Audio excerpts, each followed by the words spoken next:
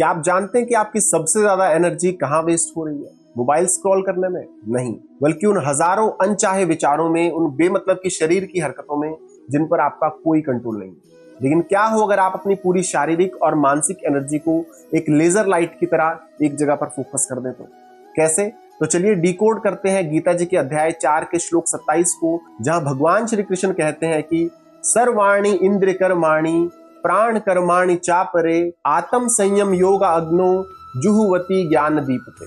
अर्थात आसान से शब्दों में भगवान श्री कृष्ण यहाँ पर एक बहुत हाई लेवल की तपस्या करने की बात कर रहे हैं, जिसे आत्म संयम योग कहते हैं। मतलब कि जब आप पूरी तरह से जागरूक होकर अपने शरीर और मन को स्टेबल कर देते हैं तो आपकी ऊर्जा बाहर जाना बंद हो जाती है और आपके अंदर ही अंदर आपको आत्मज्ञान की ओर ले जाती है। चलिए अब इस श्लोक के सार को एक छोटी सी कहानी से समझते हैं। एक बार की बात है, एक बहुत बड़ा धनुर्धर था जिसे अपनी एकाग्रता पर बहुत गर्व था। एक दिन उसने एक संत को देखा जो एक शांत झील के किनारे बैठे हुए थे। वो संत इतने स्थिर, इतने स्टेबल थे कि उनके शरीर पे एक पक्षी आकर बैठ गया, फिर भी उनकी सांस तक नहीं डिगी। फिर धनुर्धर ने उन संत से पूछा कि महाराज, मेरा निशाना तो बहुत अचूक है, पर क्या मैं आपकी जैसी शांति पा सकता हूँ? तो संत ने कहा कि तुम्हारा निशाना बाहर है, इसलिए तुम्हारी ऊर्जा बाहर की ओर भाग रही है।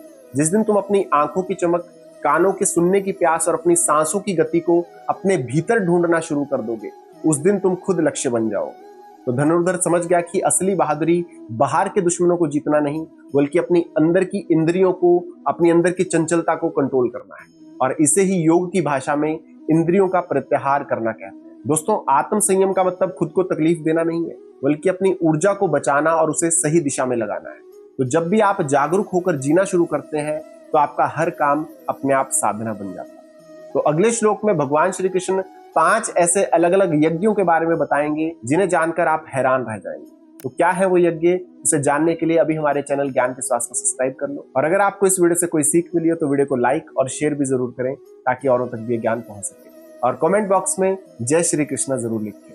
तो आज की वीडियो में इतना ही। अब जल्द मिलेंगे अगली वीडियो में गीता जी के 4थे अध्याय के श्लोक 28 के साथ। तब तक के लिए जय श्री कृष्ण।